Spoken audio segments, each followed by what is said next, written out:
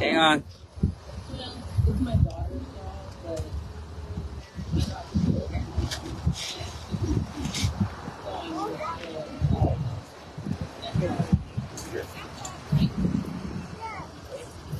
Good morning, Godley.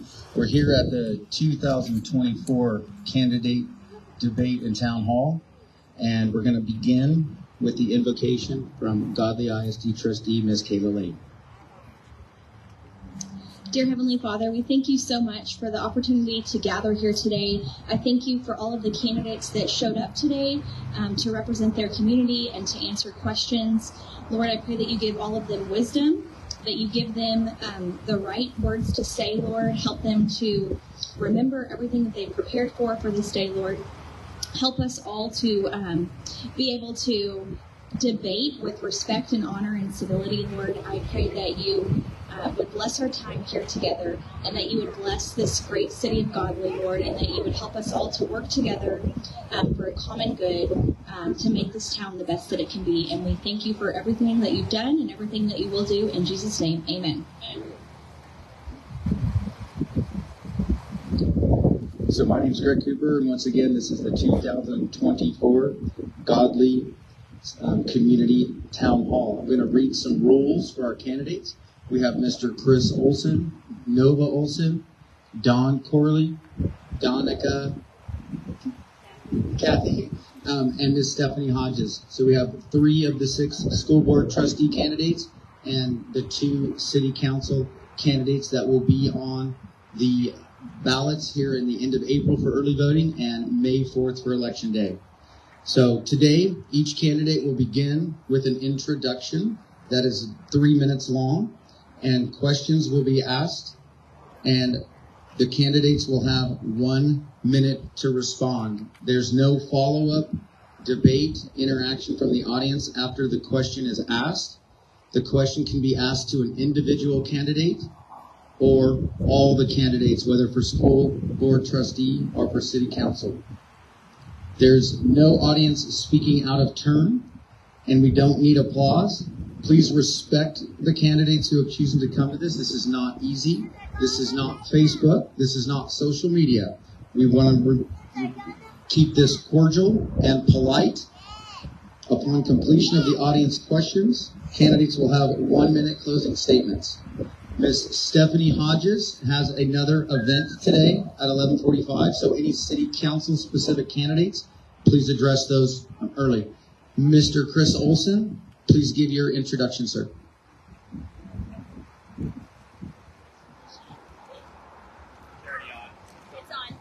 Is this live? Yes, it is.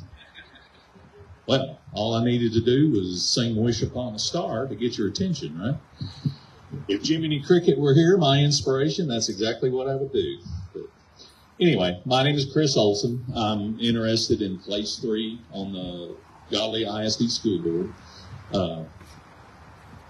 My history is 18 years of service to the Joshua ISD School Board. I've been off that school board for 3 years now. I just felt like I needed to get back into it, and when I looked at the numbers of Godley, I thought, well, there's room for improvement. I think I have some ideas that'll help. So that's what I wanted to do, was reach out here to the public and see if there's anything I can do to help them, their kids, and the district to make it better and more fulfilling for all of us. Thank you. Ms. Nova Olson. Good morning, everyone. I'm Nova Olson. I'm running for Godley ISD School Board Trustee, Place 1. And this is my 2nd year trying. I've been watching this community, and I saw some things that I thought needed improvement. And my kids are all grown. I got grandbabies. And I figured this is an opportunity for me to put in some work and time in the community that I live in, the experience that I have. As a nurse, I'm a registered nurse. I get to do a lot of education. I've had really great teachers in my past, and I have a daughter who's going to school right now to be a teacher. So I would really love the opportunity to serve this district. So I appreciate everyone who came out today. Mr. Don Corley. Good morning. My name is Don Corley. I'm a retired United States Air Force training manager. In addition, I have probably a total of 45 years implementing instructional systems design for schools, courses, and measuring students. I moved into Godley, be 3 years come Christmas. And I have followed the ISD, especially in the arena of property taxes. And I've looked at the buildings that the school district is building, the amount of money that I think is being wasted. And I think in my heart that the main issue is the immaturity of decision makers within the ISD. So I'm running for place 2, Godley ISD, to bring a little bit of maturity to the board. Thank you. Those are the 3 school board trustee candidates that are attending today. Ms. Donica Kathy, Godley City Council candidate. Hello, I'm Kathy Riggs Donica, and I'm running for City Council. I've been a citizen of Godley for about 39 years. Most of the time I worked out of the city in Fort Worth, and I raised 2 children by myself, so I wasn't ever really involved with what was going on in the city, but I've been coming to the school board, or the city hall meetings for the last year and a half, and just what was going on was surprising to me. We made national news, and that's not the kind of attention that we want brought for our city. Anyway, I'm just here as a concerned citizen, and I want to help move our city in the right direction. Thank you. Thank you, Kathy. Ms. Stephanie Hodges for Godley City Council. Hi, I'm Stephanie Hodges. I have lived in Godley for 50 plus years, raised my family here, had 3 children graduate from Godley High School, and I have worked for the city of Godley. I retired in January of 23 and worked there for 20 years, served on the council for 2, and I just want to continue to give back to my city. I see things that need to be changed. I agree with some things I don't, and I would just like to be a voice for the residents. Thank you. Now we'll move on to the questions for the candidates. If the audience members have any questions, you can raise your hand. There's a form to fill out, or you can walk up to the mic and ask it, or I could bring the mic to you. Does anyone have any questions right now? Please front load any questions to city council members, since Ms. Stephanie Hodges has to leave early. So for city council, both candidates, can you please give us the state of the city and your top 3 goals in moving the city forward with the growth the city's experiencing?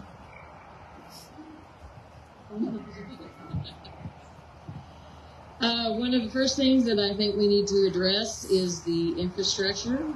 We need to address the zoning, and we need to address our overall plan for the city, and where we want things to be and how we can make the growth acceptable for all the citizens of Godley. My top 3 goals or wishes would be tax rates, especially for 65 and over, streets and infrastructure, and also maintaining good employees, making sure that they have good benefits so that they are lifelong employees. For school board trustees, As a trustee, what is your vision to better educate the students and your top 3 academic priorities? To support the teachers, to support all the teachers, to improve upon the educational process within the school itself. My top priorities is to get us out of debt.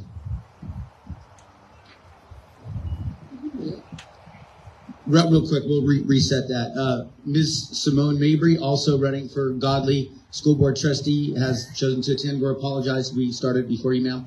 Would you like to give your 3-minute introduction? Fair enough.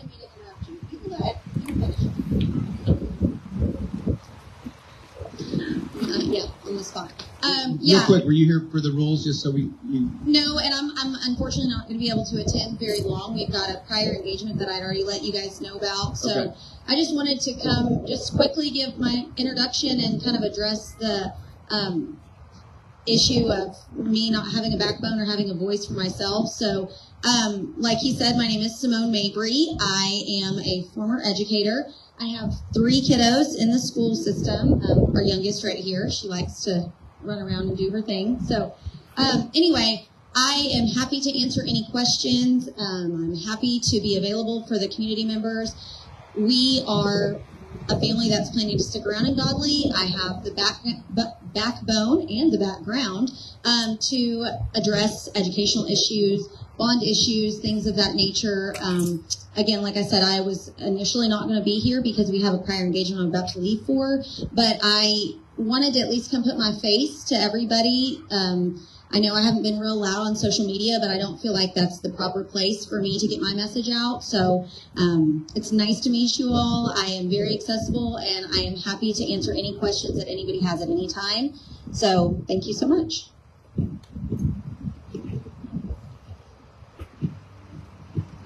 So back to Mr. Corley, the question was, as a trustee, what is your vision to... Thank you, Ms. Mabry, for coming. As a trustee, what is your vision to better educate the students and your top 3 educational goals or solutions that you would bring to the table? As I was saying, is to support the teachers and to support the students.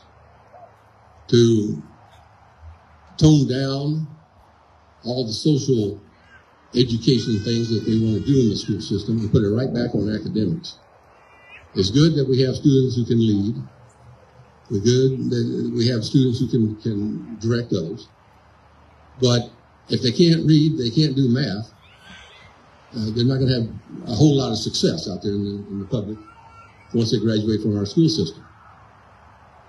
We need to look at our bond issues. If we need a new school, okay, we need a new school. But we need schools that don't bleed money out of our pockets. We need schools that maybe classrooms can be added to rather than have to build a brand new school every time we need some classrooms. And that'll do it. Ms. Nova Olson? Again, the question is, as a trustee, how would you address the financial state of, or I'm sorry, the academic state of Godley ISD and your top 3 solutions or goals to work through that?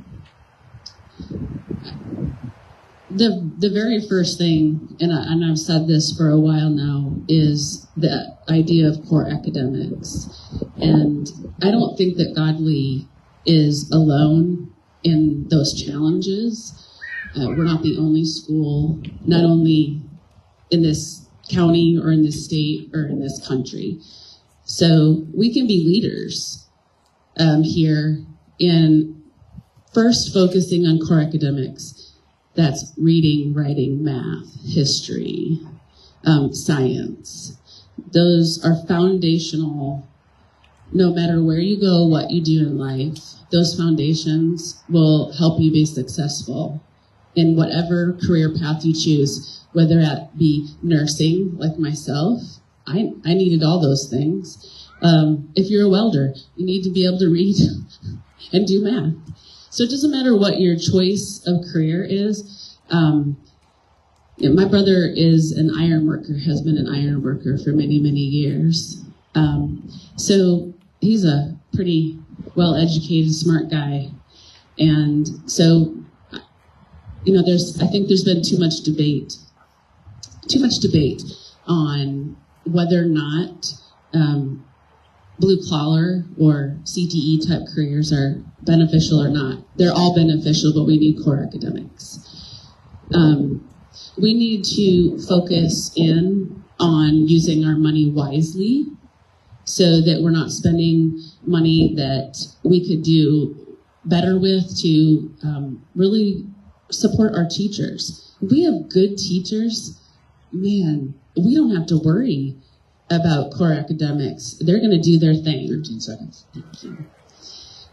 So I would say that getting our budget is critical to being able to accomplish those goals so that we can get academics up and every kid in our school district can be served. Thank you. Mr. Chris Olson, as a trustee, what is your vision to better educate the students and your top 3 solutions or goals? I like to liken things unto Frederick Jackson Turner's thesis in his book, The Great Plains, the 3-legged milk stool thesis.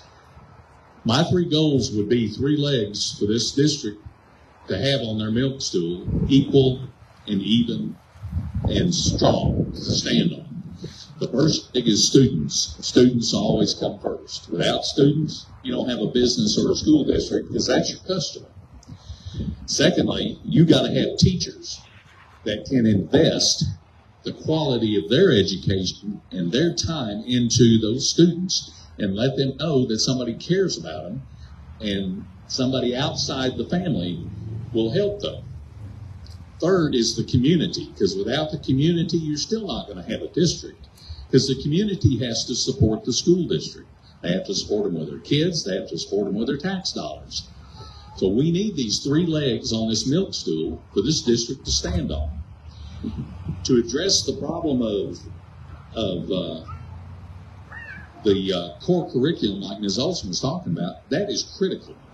Without the core education for these students, where are you going to leave them? Where are you going to put them in the world? Where are they going to stand on their own? They've got to have the ability to think for themselves, decide for themselves, and make good, solid decisions that will last their lifetime and last their kids' lifetimes. We've got to address the financial costs because they're critical to maintain the integrity of the school district and the strength of it. If any one of these 3 legs on this milk stool begins to fail, if the community starts to say, okay, that's too much money, we need to find alternatives. You've got to be willing to find alternatives. If you can't satisfy the students, the teachers, and the community, you're doing nothing but a balancing act on your milk stool, and it's not a safe or comfortable place to be. He's telling me I have to quit, so I'm done. You got 20 seconds.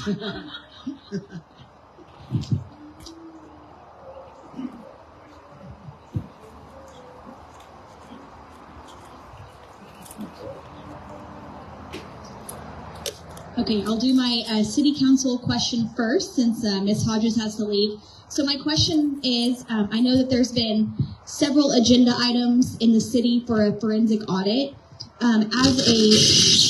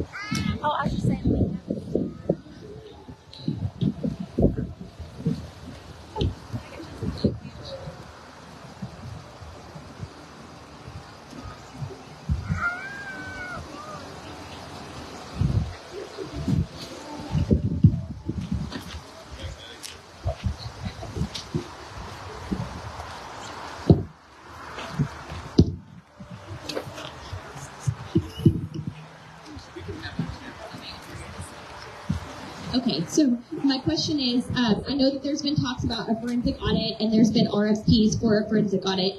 As a city council candidate, would you support having a forensic audit done? As a citizen of this town, I see a need for the forensic audit just to take a look at how our books were previously done. I know, I'm not saying that there was any fraudulent or mismanagement done, but as a immature city before, we weren't doing things the way that were maybe supposed to be run. So I see the need for a forensic audit just to make sure our money is all in the right proper budgets and just kind of clean it up so we have a fresh start so we can move forward with a new and correct budget. Would you support a forensic audit? 100%. I think a forensic audit is necessary. The struggles that the city had with adopting a budget last year was horrendous. There wasn't anything in the right categories, and so you had no idea what was spent where. And I think it's very important that we don't have to go through that struggle again. Thank you both for answering that. And then my next question, I have a couple of questions for the school board candidates. My first question is, I've been very vocal about this before I was elected to school board and after being elected to school board, that I take big issue with our BED local policy, which limits freedom of speech for public participation to agenda items only and allows the superintendent and the board president to really control what is allowed to be spoken and talked about in a school board meeting. I would like to see BED local changed to where the citizens in public comment can discuss anything that is of a concern to them that they can bring to their school board, regardless of whether it's on the agenda or not. As a candidate, would you support changing BED local to allow free speech for all citizens? Absolutely. Without free speech, you have nothing. The school board needs to open up those meetings so that any student, any parent can come up in front and say, look, this is my issue. The books, the whatever the issue is. And what I will promise you is this. I will open up a Facebook page. You send me your questions, your comments, and I'll take them to the school board when we get together so that your comments and your concerns are addressed to the school board. And then I will come back and say, here's what they decided. They didn't decide to do anything, or they decided to do something. Definitely support opening up and following our Constitution, which gives us the right to petition our government for redress of grievances. So that should be not only our right, because it's already given to us, but we should be, as you know, I've been talking about transparency for 2 years. Our government in every level, starting right here at the local level, all the way up to the President of the United States, needs to practice transparency. It's our money that supports this country. We should have a say in it. I can only echo those thoughts. And the only thing I'm going to add to it is, yes, that needs to be repealed simply because everybody should be able to say what they want to say, as long as it's not disparaging or destructive or character assassination in any way, shape, or form. If there needs to be special school board meetings convened to do nothing but listen to the community, then that's what we should do as a school board. But every school board member has a responsibility to stay in contact with the community and talk to them and find out and listen to them. The less you talk, the more you listen, the smarter you're going to be. So, yes, you need to be able to communicate with the community any way, shape, or form, and discouraging it is against common sense, in my opinion. Thank you all.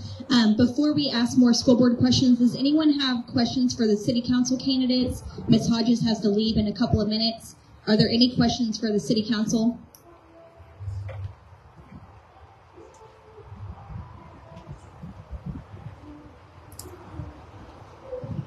So first off, I'm here in my unofficial capacity, just to clear that up. how will you involve the community in future projects? Will you ask for more committees to be formed so that way we have more input, or will you just want the council to make all the decisions? Depending on the project, if it's something that affects the whole community, yes, I believe there needs to be committees, resident input from all sectors, businesses, residents, everybody. If it's just a project that's only going to affect an infrastructure that the city owns or something like that, then I would rely on the council because that's what they're there for. Thank you for making that distinction.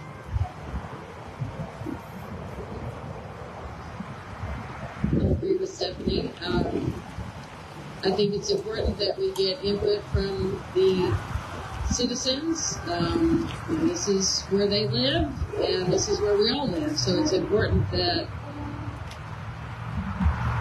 they be able to tell us what things need to be addressed and what solutions they make up.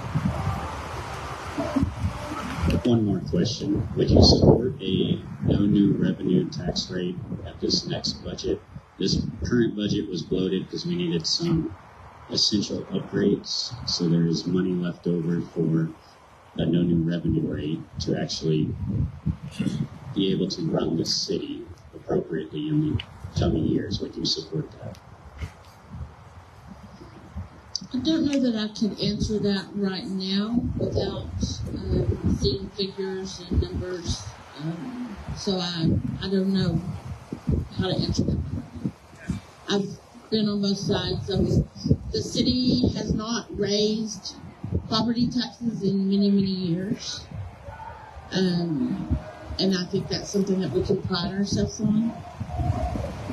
But I don't know that I could answer that particular question.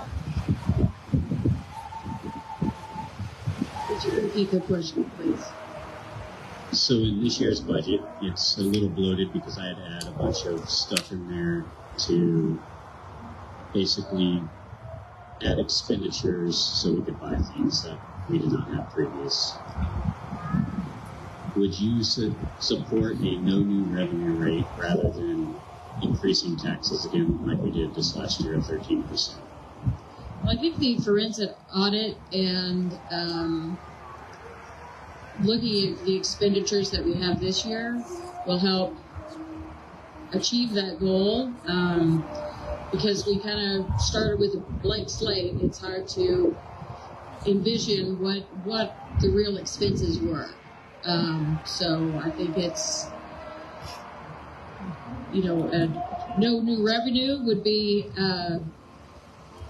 we need more revenue in our city. I don't know that a tax rate increase would be what would be required, but again, everything that we've got in place now, I think that we're starting to move in the right direction, and we just need to continue that path. Thank you. Mr. Cooper, Ms. Hodges, may I just say thank you for hosting this. Thank you for everyone that came out. I apologize I have to leave, but I do have another event to attend. do you want to give a closing statement, ma'am? And thank you for making time for us. I just ask that everyone come out and vote. Early voting starts April 22nd. It's at City Hall for the city. I believe the school is at Legacy Campus.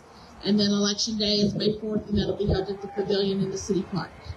So they need to come out and vote.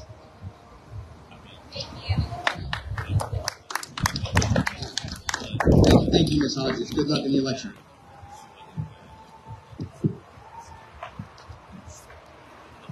So back to the candidates. We have a school board candidate. Question. Kayla said most of what I was going to ask about, but what are your thoughts on getting your agenda items on the school board? Right now, it takes 3 people. I want to what are your thoughts on that? There you go. Good. That was my next question, actually. So I just wanted to piggyback on that. Would you support repealing the change to the policy BE Local, which now requires 3 board members to add something to the agenda? Would you support repealing that and getting it back to where any one board member can get something added to the agenda? That's how our representative government works, and the people of this town elected me to get their concerns on the agenda. So two-part question. Would you support in adding critical agenda items and support my agenda items and getting them so we can discuss them? And would you also support repealing that policy so we can have any board member get something on the agenda?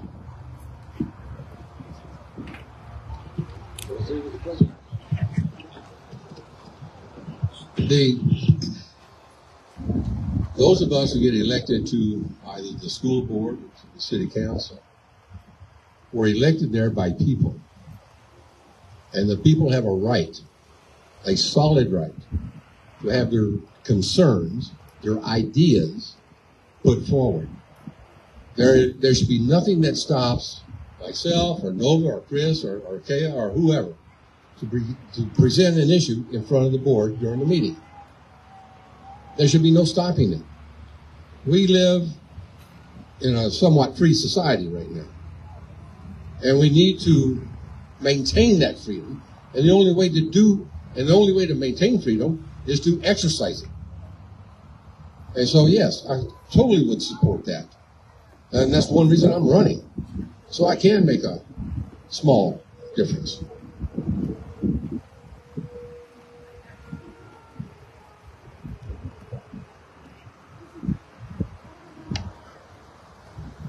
Check.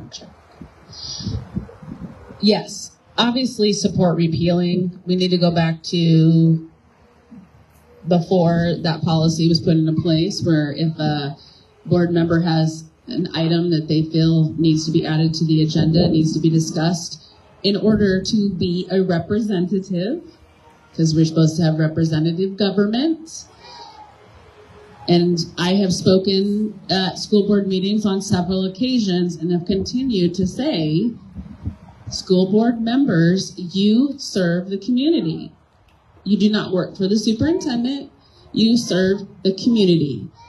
So we are the bosses.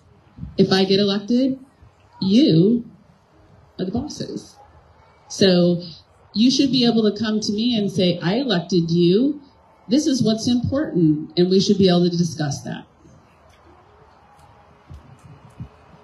I'm not going to be Mr. Verbosity on this subject, so I'm going to answer these questions that both these fine people asked by saying yes, yes, yes, and yes.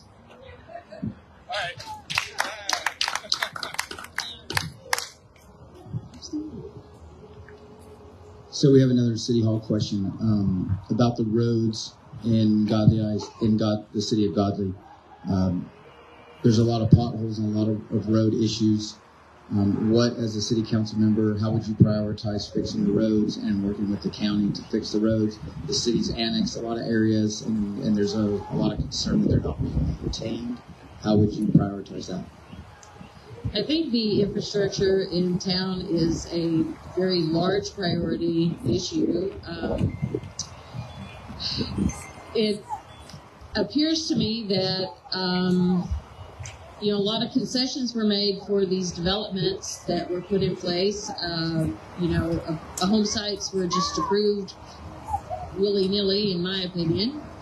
And, there wasn't an overall plan on what needs to go where. And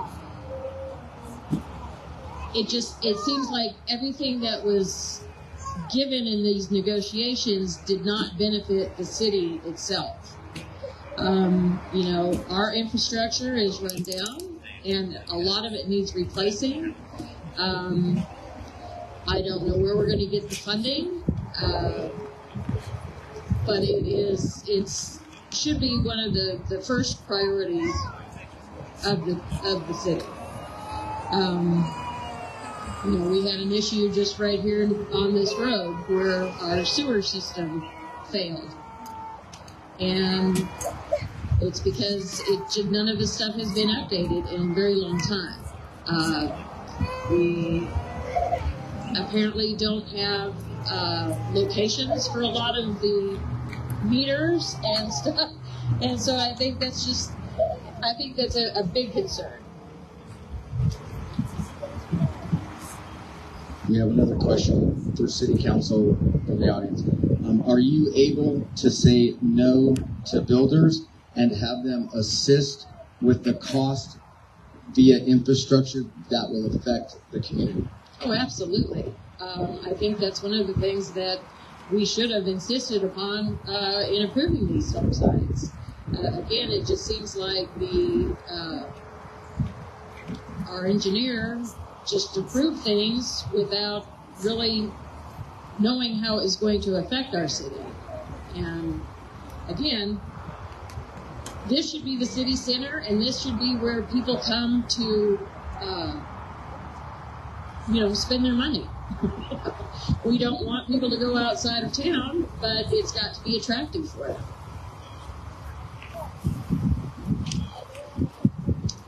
For school board candidates, Godley ISD has the 20th highest total tax rate in the state of Texas.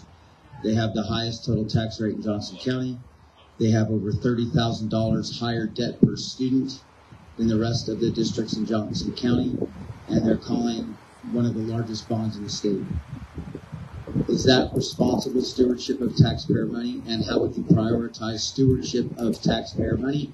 And would you involve the entirety of the community or just school employees and school parents of students? I hate it when they make me go first. I'm not surprised that the condition of the situation here in Godley, if you look at the history and how it developed, it is alarming. It's very, very alarming.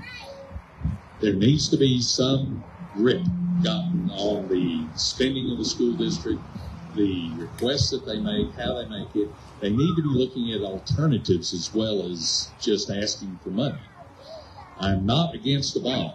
I'll never be against a bond, but I am always against irresponsible use of the bond or the bond money, or how it is, how the bonds are spent, the money is spent. It's critical that the community knows what's going on because they're the credit card.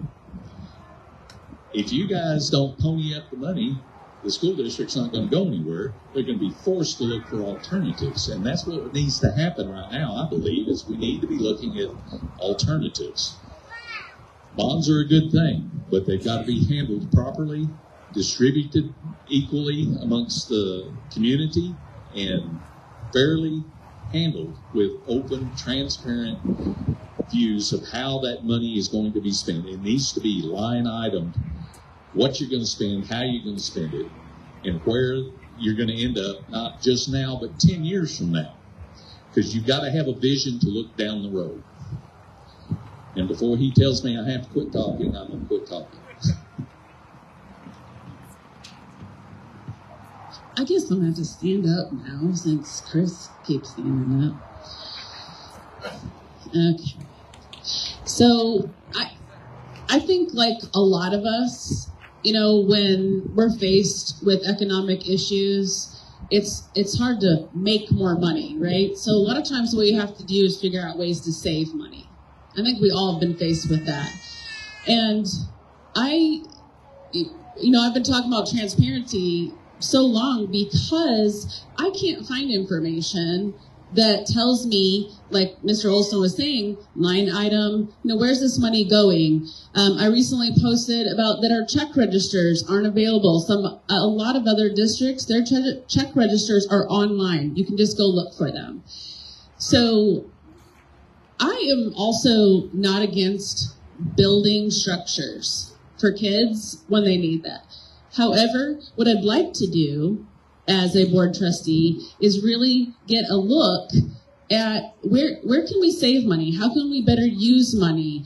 How can we do a better job of making decisions about how we spend money?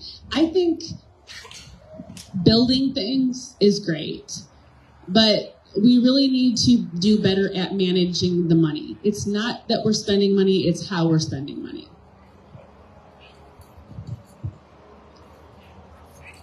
I'm not much of a follower, so I'm going to sit. Property taxes are high. School taxes are high because Debt is high. Debt is high because we never knew what they were going to spend the money on. If I were on the school board, what I would demand is that when they produce a budget, if you go online and look at their school budget, it's all high level. Take it down. Every pencil that is bought within the school district comes out of my pocket, your pocket. So we should know exactly what they're going to spend.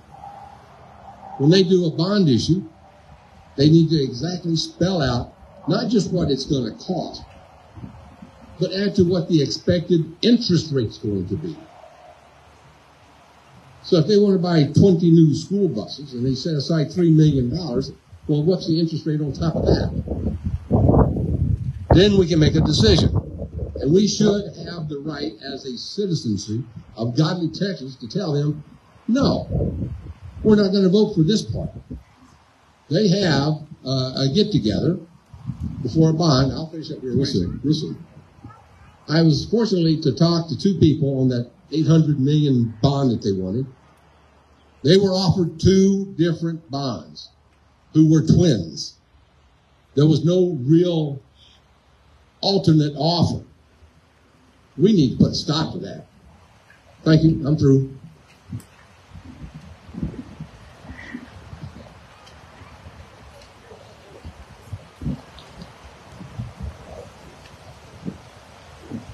I just have a concern as a follow-up to that question we were just talking about. Currently, most of the building projects, if not all of the building projects, are being done by one architect, builder, designer, all as one fell swoop, all in one fell swoop being out to be.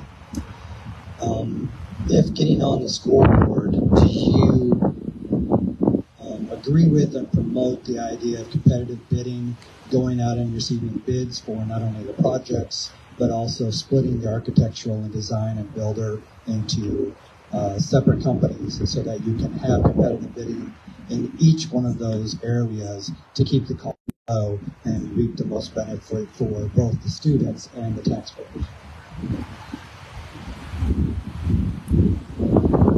I would agree with that 100%.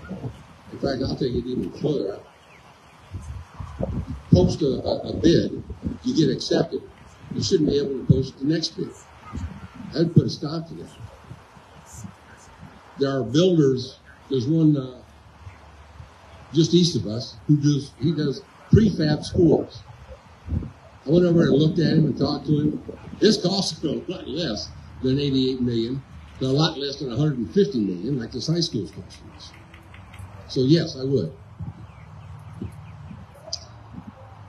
Definitely support competitive bidding and transparency in that process. When I first started looking at what was going on, and especially when, last year, the $889 million bond, that was one of my big questions is, where's the bids? Where's the representative competition? How do we know that was the best price that we could get?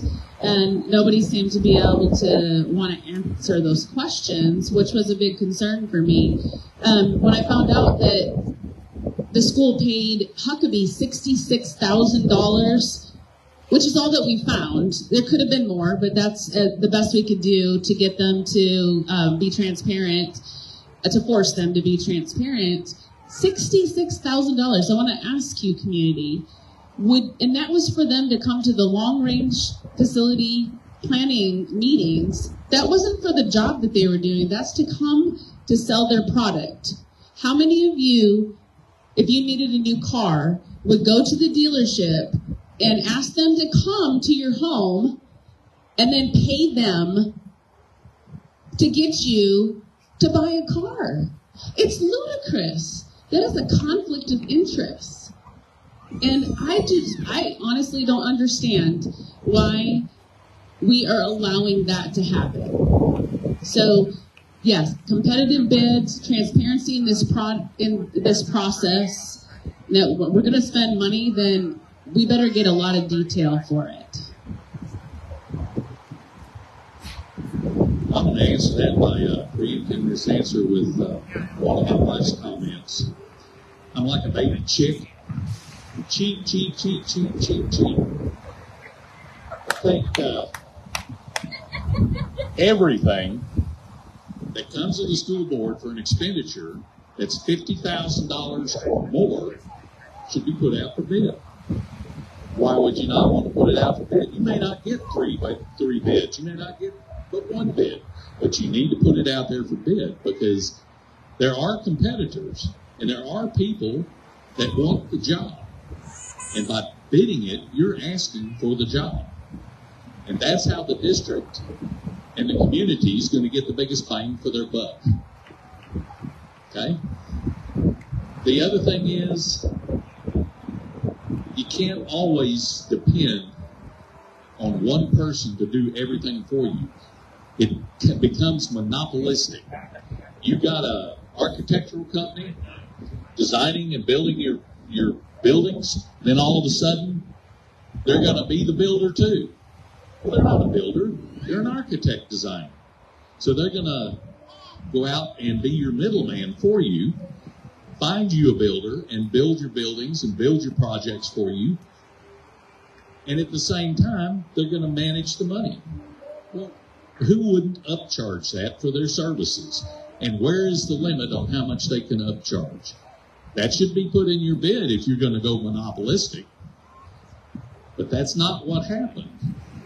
I do not know exactly what happened because I haven't seen it, but I know an $88 million elementary school is probably twice what it should have been. All the other districts around here can build them for $50 million or less.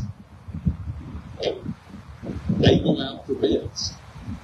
They don't ask one person to do everything for them. I got to quit because he's poking me again. So we have a question for City Council. There's been a lot of controversy with the local police, City Council member arrested, and a lot of questions and some audio tapes released. What type of accountability would you have for city employees, including local law enforcement? Well, it's really kind of a loaded question, isn't it?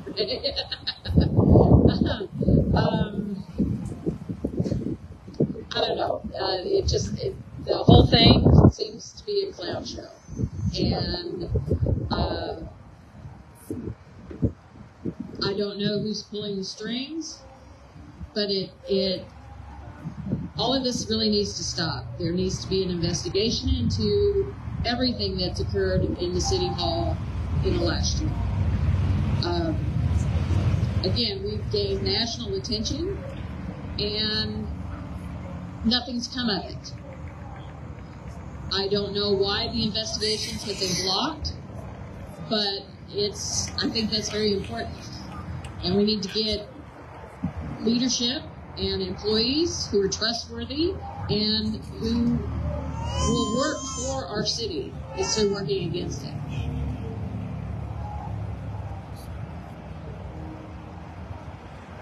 For school board trustees, what priority and what emphasis would you place on frontline teachers in classrooms and how they can do their job in facilitating what they need to do their job to educate the children of Godley?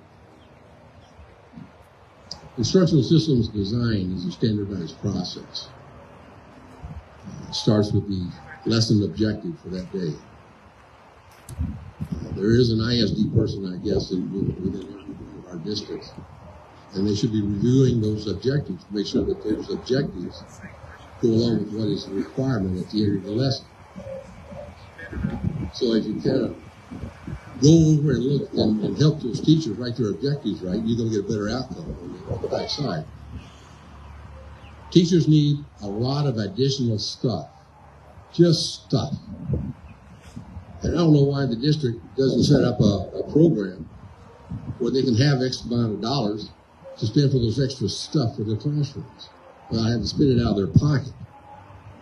My daughter was a teacher over in Dallas for several years. The amount of money she spent out of her pocket for papers and pencils for kids who didn't have paper and pencils, for things put on the bulletin board, was obnoxious. So yes, there should be something there to support those teachers. But first, that objective.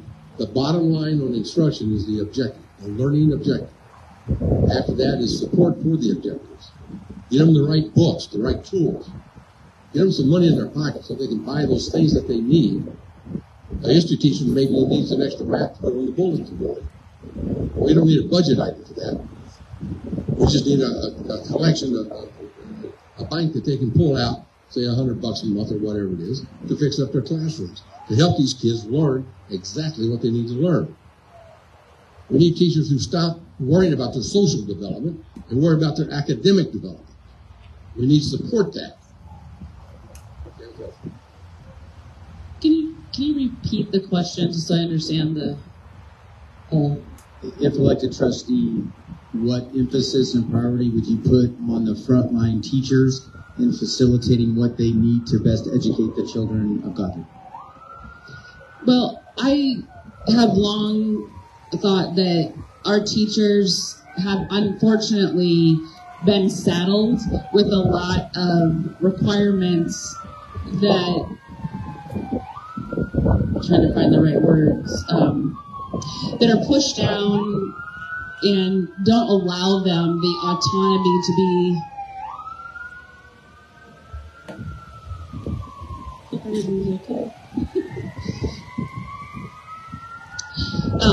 that don't allow teachers to have the autonomy to be the type of teachers that they are best suited to be.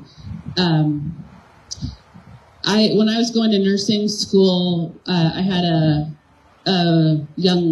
woman in my class had been a 8th grade science teacher for years and years, and she decided to leave teaching because she could no longer, with the requirements that were basically, and this kind of gets into TEA and some of those structures, and we can't really get into that, but essentially it had cut her legs out from under her. She couldn't be the type of creative teacher, the type of do the type of things that she wanted to do. And so I think we got to start listening to teachers and to start doing things a little bit differently to get back to core education so that they can be the kind of teachers, free to be the kind of teachers that get kids excited and engaged in their classrooms instead of just practicing for STAR assessments and these type of things that take the excitement and the engagement out of the learning process. Teachers are one of those 3 legs on that milk stool I was talking about earlier. If you don't support them, you don't give them the tools they need in their classroom to teach, they're not going to be able to teach those students. They're not going to be able to inspire them. Every class, every student is different. As they come through, cultures change, people change, attitudes change. You want to retain teachers that are good teachers and can adjust to the needs of the community and the students as they come through. Without the ability to be a generalist in education, you become a specialist, and when one thing changes, the specialist is the first to go. So pay attention to your teachers, what they need, and help them have the things they need to educate the students that they currently have. The next generation may be 100% different. When I went through school, we didn't have cell phones. We did not have social media. I still don't like social media because I think it detracts from a person's ability to interact with people face-to-face, real-to-real time situations. You can say anything on social media and not have to really be held responsible for it. But when you insult somebody to their face, you'll remember it because they will. So I would empower my teachers with what tools they need by asking them, what do you need and how do you need it, when do you need it? Let's get it as soon as possible, the best way possible. Have another question for school board candidates. Would you support a local policy, a background check policy? Right now, Godley ISD has a legal policy for background checks, which requires background checks for all volunteers. However, the legal policy has exceptions for parents. So if there are parents that have prior convictions that are ineligible to volunteer, if they are a parent, there is currently an exception in the legal policy which allows them to volunteer in our campuses. I wanted to get a local policy introduced. I got a template from TEA Legal for this local policy, and I had no support from the other school board trustees to get this policy added to an agenda to discuss it, because they were satisfied with the legal policy, which in my mind is not strict enough for background check processes for volunteers. So would you support a local background check policy that is more stringent than the legal policy to make sure that we do not have any questionable volunteers in our schools? I can't wait to answer that one. I would say yes, absolutely, because in today's world, it is a dangerous place to live because of social media and because of video games and because people are not being held accountable. If you hold these people accountable, they will stop being a problem. So yes, I don't care if I'm a school board member, I should have a background check. And if I'm a criminal, I need to be off the campus. I don't need to be around kids. I don't need to be around staff. I don't need to be anywhere where I might create a problem for anyone in the community. So yes, I would support that 110%.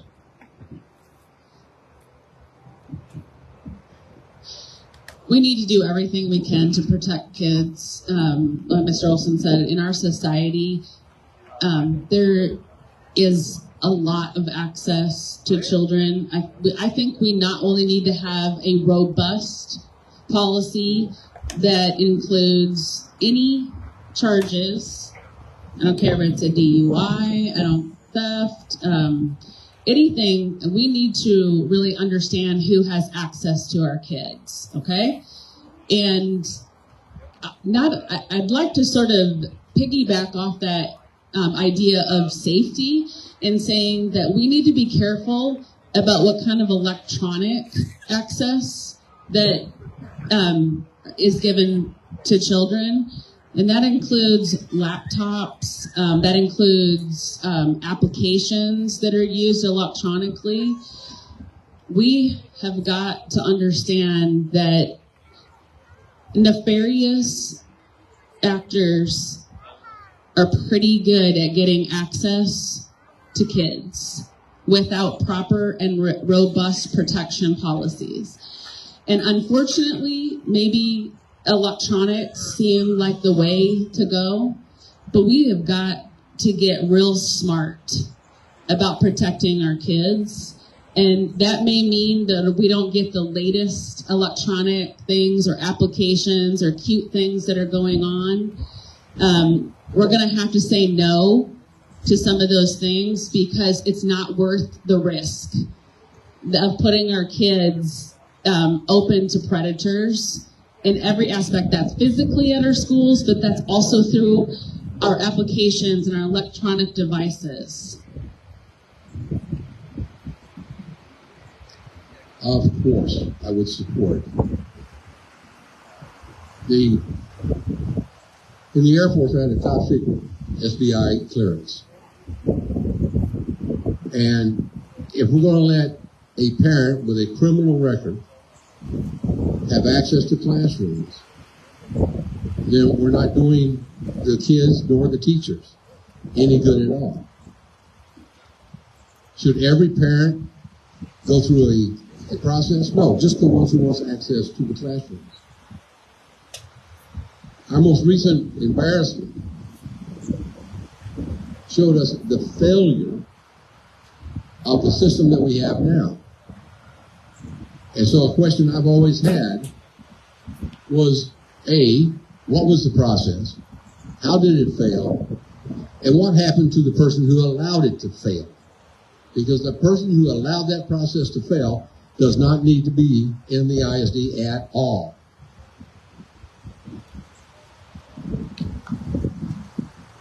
So we're getting ready to wrap this up. We want to thank everybody that submitted questions. Is there any other last minute questions before we wrap this? Oh, 1 second.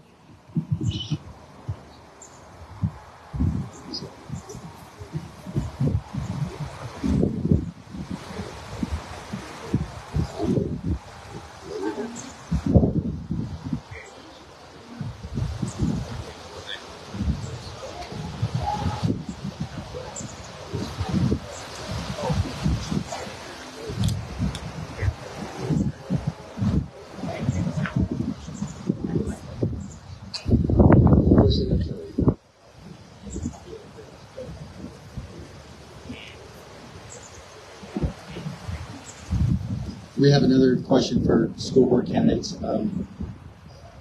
Back in recent times, it's alleged that there was $20 million allocated for teacher pay raises. Nobody knows if those teachers received that pay raise. How would you prioritize teacher pay, teacher benefits, moving forward with the ISD, and how would that, what would you prioritize that in your goals and mission?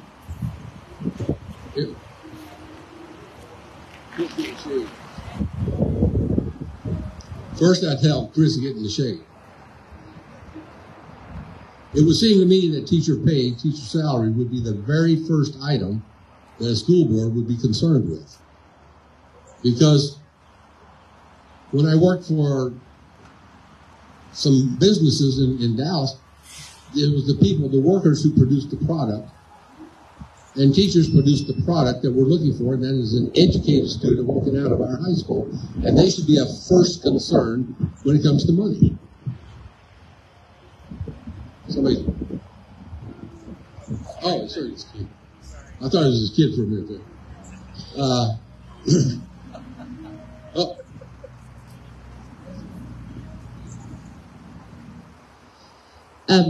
I just go back to money management. I don't know how to fix where we are right now because I can't see those things.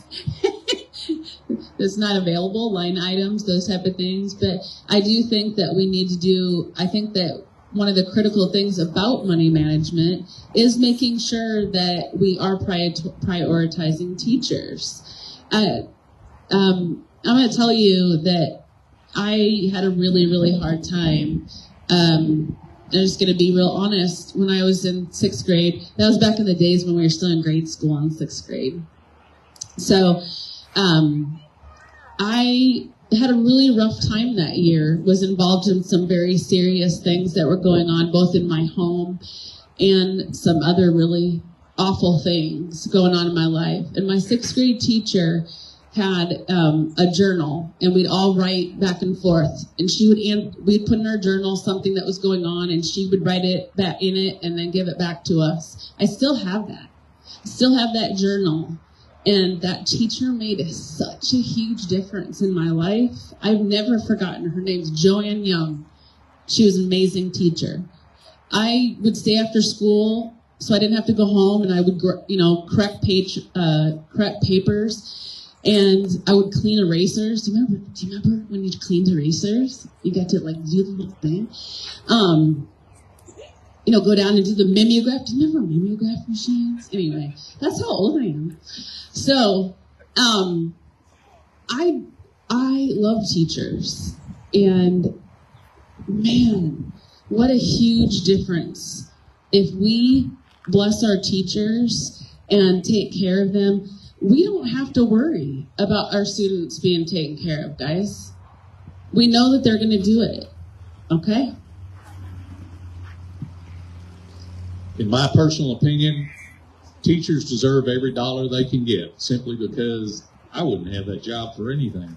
Not only do you have to deal with the kids, you're going to have to deal with the parents. And you get it from both sides. You're not doing this right. You're not doing that right. I want mine to have this and yours to have that. Those teacher raises are critical, and they should be there every year.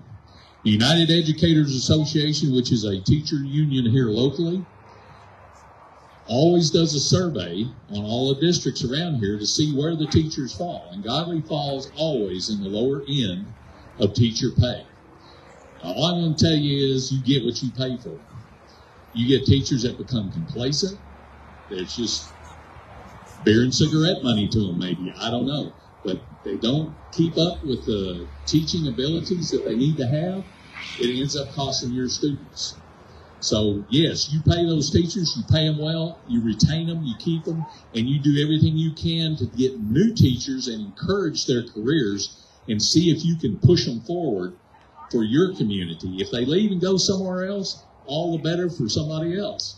You've got the reputation of doing what's right for the teachers, and they will come to you, and they will want to stay here. Before we get to our last question, we want to thank 171 Food Row for allowing us to be hosted here. Thank you, 171. They have a lot of events.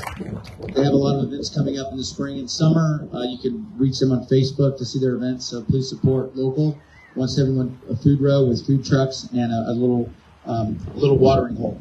So our last question is regarding technology. There's major push at the state level to mandate digital curriculum across the board. Right now it's optional. Where do you stand on straddling the need to familiarize students as they're coming to the education system to be familiar with technology, but not over-relying on technology to where that becomes the end-all, be-all, and how we're educated and a tool that becomes inappropriate? To add to that question, there are studies that show that technology leads to lower academic outcomes, and that pencil and paper and physical textbooks lead to higher academic outcomes. I know I've asked at several board meetings why we're not buying physical textbooks, why we're relying on Chromebooks. When I was in school, I grew up when technology was becoming a thing, and we had computer class. That's where we learned about technology, but it wasn't all day, every day. So would you support, getting back to where we have a computer class where we teach technology, and it's not just learning on a Chromebook all day, every day?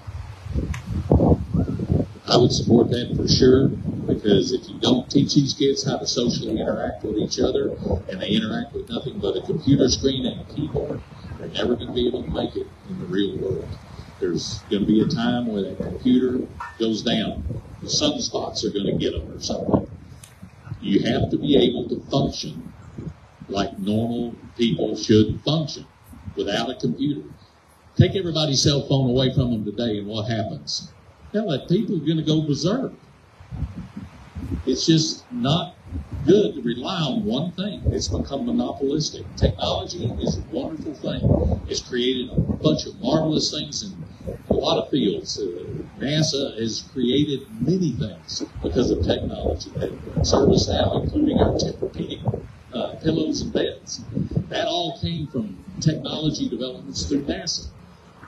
You have to expand the classroom to include everything else in addition to technology.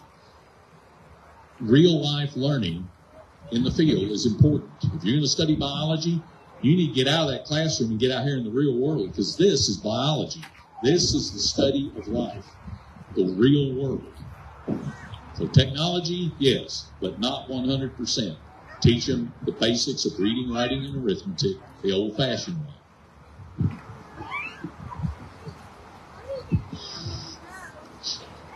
Kids have plenty of access to electronics. We're not providing them some sort of technological education within our schools. They can do that. At the last school board meeting, Amy was right. It was Amy Cottle was talking about the Tabor report, and she was talking about how some kids, not all kids, but some of the kids coming into the school, kindergartners, did not know how to use a physical book.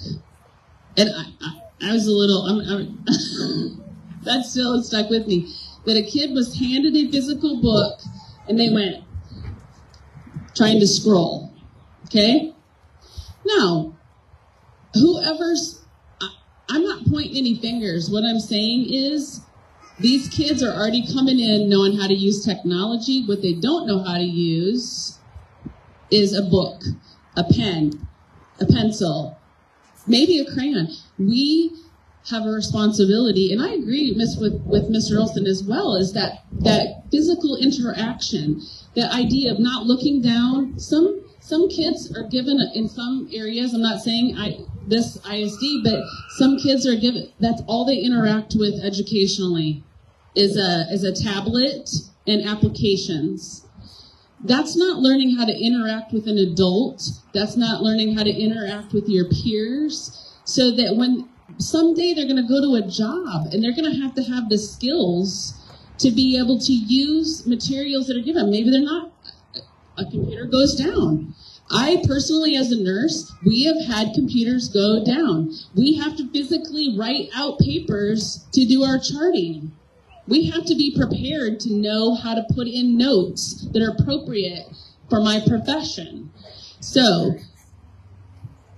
we don't need more technology, and it's expensive, and I'm not going to go into that. It doesn't retain its value. You know, expenditures on something that's going to go out of date, that's a whole nother aspect of it. But and the support, I'll say one last thing.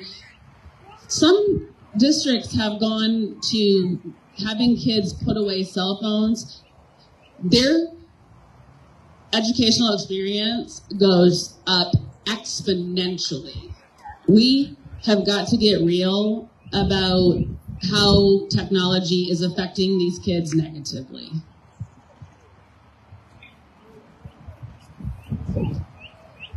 Technology is good. It's here. We have it. But technology is also bad because of the access it provides. On my Facebook page, I've listed several columns of books that our students, through the laptops and the little notebooks that we give them, the electronic notebooks, they have access to. I would never want my child to read those kinds of books. The fact that Johnny has two dads is not something I want my child to read about.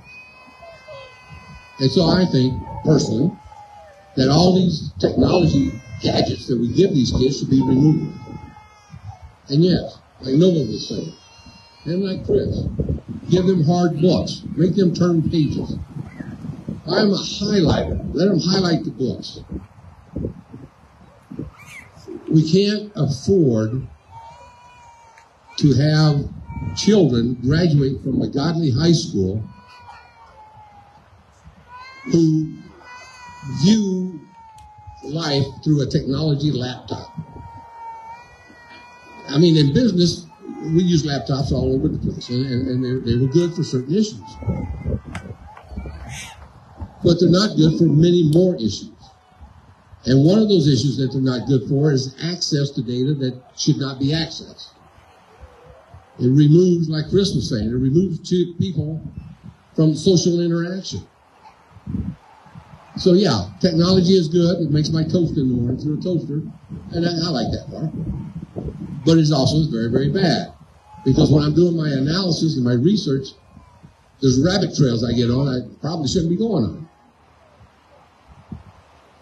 That's it. Done. All right, we want to thank all the candidates, Mr. Chris Olson, Ms. Nova Olson, Mr. Don Corley, Ms. Simone Mabry made a brief appearance. We want to thank her for coming out and giving her statement.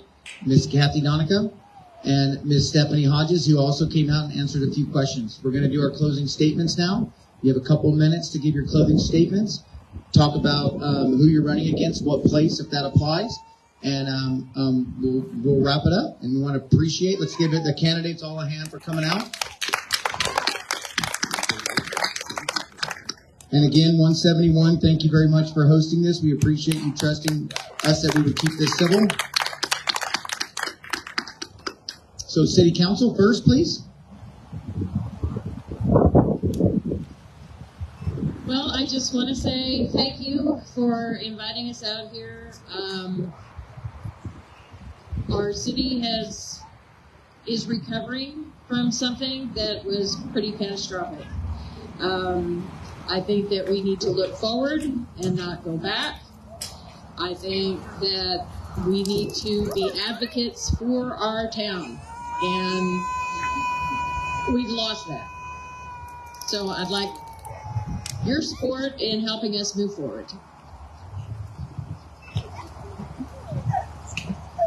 Don Corley, running for place 2 on the Godley School Board. And here's one of the reasons I'm running. This is from Mr. Deere, Superintendent of Godley ISD. In Godley ISD, our mission is to inspire, empower, and challenge all learners to lead, grow, and serve.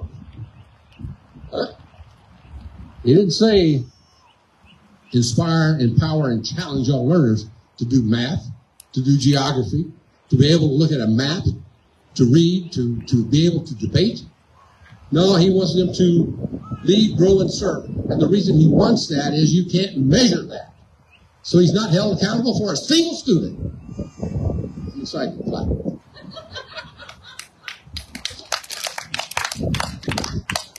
Sure, it took me off guard a little bit. Noble Olson, running for place 1. I just want to thank everybody in this community, people who are watching online, people who came out today, and I want to say thank you to Simone Mabry for coming out. I know you had a previous engagement and you showed up here today, and I really appreciate that as one of the candidates who's running. We have a lot of responsibility. Our world is changing so fast, and we have an opportunity right now. I think we see it in our country, right? We have an election coming up, and man, if we don't right the ship, things may be we may never right it again. And I think that's a critical, where we're sort of at that position where we can really make some good changes right now, some changes that are really going to make an impact in the next few generations, maybe some things that we could put into place that are going to help, like as our city grows, right? And we're going to be able to make something exemplary and have students who are going to come out here who are going to be able to critically think. They're going to be educated and be able to as a nurse, critical thinking is so important. And if we don't teach kids how to learn, then we've done them a great disservice. When I was in world history as a high school student, my world history teacher, man, he's a tough guy. He's ex-military, and he's tough. But I'll tell you what, he said to us, he says, memorization is the lowest form of learning. And I'm not here to teach you, to help you memorize. I'm here to help you to know how to learn so that you can critically think and continue to be a learner. So that's what our goal is to help these kids come out there, be able to function in society, to continue to learn and grow, because they know how to do that process. So there's a lot of aspects of how to do that, but that's in a nutshell what I'm really hoping to do in this district, is to help kids know how to learn so their lifelong success.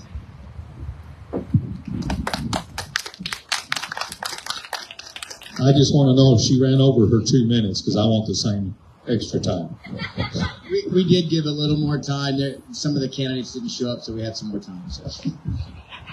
She got a lot of good things to say. I won't be Mr. Verbosity on the closing statement, but I will say this. I agree with Ms. Olson on a lot of the things she said, but education has been the absolute most important thing and most valuable thing to me in my life. I grew up very poor, and I didn't like it. And the only way to fix it was get up, go to work, get an education. So I did.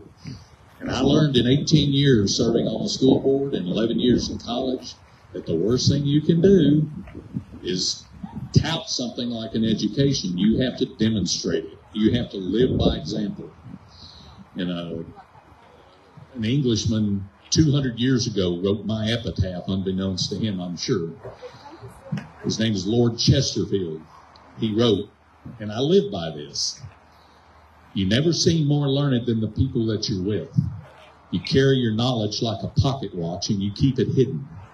You never pull it out to count the hours of the day, but always give the time when you're asked. And if you ask me, and I'm on the school board, I will give you the time and I will answer your question. Thank you. Chris Olson, place 3.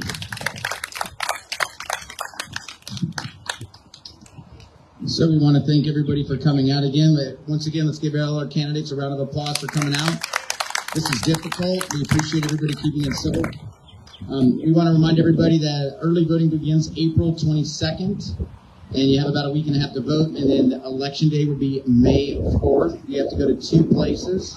You need to go to Legacy for school board, and is at City Hall for early voting for city. So 2 different places. It's very important you go. And then election day will be in the Park Pavilion. So please get out and vote, no matter how you want to vote. It's been secured by a lot of blood over the history of our country. So please don't take it for granted. And once again, thank you for coming out, and hope you guys learned something. And no matter what you do, research and get out and talk to all 6 school board trustee candidates and both city council candidates. Thank you for attending.